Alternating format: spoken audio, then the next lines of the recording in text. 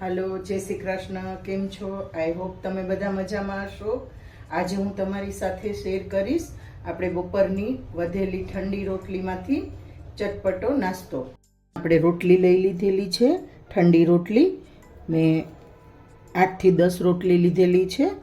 8 થી 10 રોટલીનો આપણે ચટપટો નાસ્તો તૈયાર કરીશું. હવે અહીંયા આપણે એક પેન લઈ લીધેલું છે. એ પેનમાં અહીંયા આપણે એક પેન લઈ લીધેલું છે. એમાં આપણે 2 ટેબલ સ્પૂન જેટલું તેલ નાખીશું. આ નાસ્તો એકદમ હેલ્ધી છે અને બાળકોને સવારના નાસ્તામાં પણ આપી શકો છો અને સાંજે પણ બનાવી શકો છો. અને આમાં ખૂબ ઓછું તેલનો યુઝ કરવાનો છે. હવે આપણું તેલ સરસ ગરમ થઈ ગયું છે, તો આપણે પહેલાં એમાં સૌપ્રથમ 1 ટેબલ સ્પૂન જીરું નાખીશું. 2 ચપટી જેટલી હિંગ નાખીશું અને ઝીણી સમારેલી ડુંગળી લીધી છે. મેં 1 વાટકી ડુંગળી લીધેલી છે, એ નાખી દઈશું. આ નાસ્તો બાળકોને પણ પસંદ આવે છે અને ચા સાથે સરસ લાગે છે. અને તમે પણ નાસ્તામાં જરૂરથી ટ્રાય કરજો.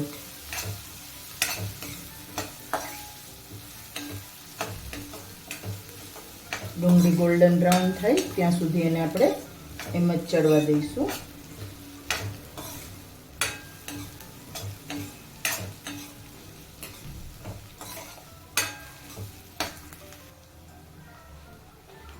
ડુંગળીને આપણે 2 મિનિટ માટે એમ જ ચડવા દઈશું અને એને થોડી વાર માટે 2 મિનિટ માટે આપણે ઢાંકી દઈશું.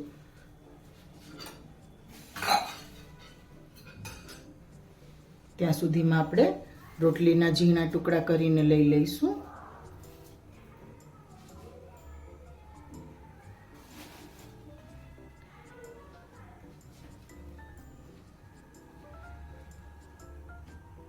રોટલીના આપણે નાના ટુકડા કરવાના છે.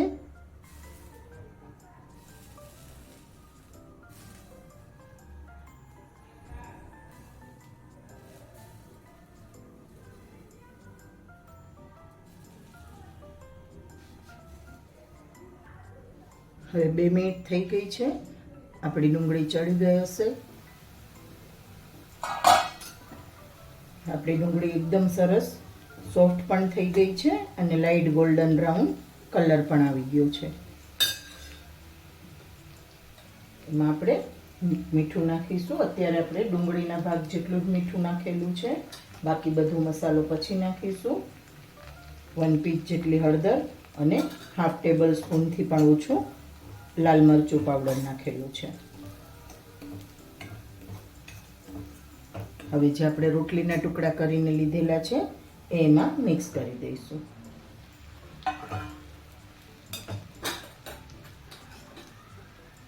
હવે આપણે 1 ટેબલ સ્પૂન કાશ્મીરી લાલ મરચું, 2 પીંચ જેટલી હળદર અને ½ ટેબલ સ્પૂન મીઠું. જો તમે રોટલી પણ મીઠું નાખીને બનાવતા હોય તો મીઠાનું પ્રમાણ ઓછું રાખજો. અમે રોટલીમાં મીઠું નથી નાખતા, એટલા માટે મેં 1 ટેબલ સ્પૂન મીઠું નાખેલું છે.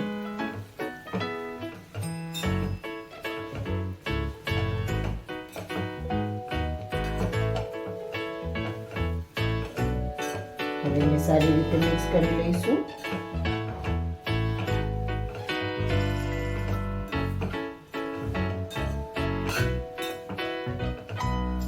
ગેસની ફ્લેમને મીડિયમ ટુ સ્લો રાખેલી છે મેં.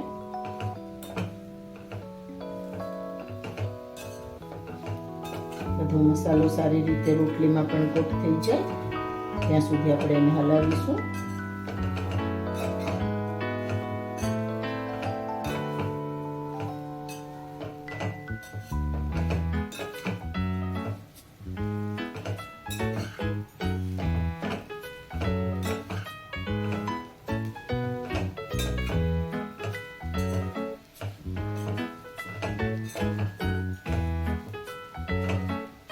બધો મસાલો સરસ રીતે મિક્સ થઈ ગયો છે.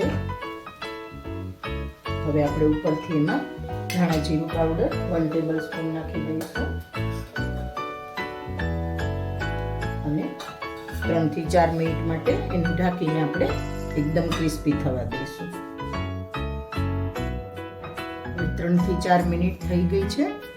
આપણે ચેવડો બનીને રેડી થઈ ગયો છે.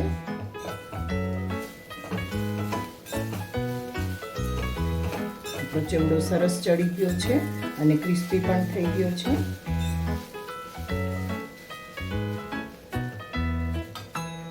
હવે આને ગરમા ગરમ સર્વ કરીશું. અને જો આમાં તમે ચાહો તો તમને પસંદ હોય તો તમે હાફ લીંબુનો રસ આમાં નાખી શકો છો અને આમાં ખાંડ પણ નાખી શકો છો. મારા બાળકો ખાંડવાળું નથી ખાતા એટલા માટે મેં ખાંડ નથી નાખેલી. એને સારી રીતે મિક્સ કરી અને સર્વ કરીશું.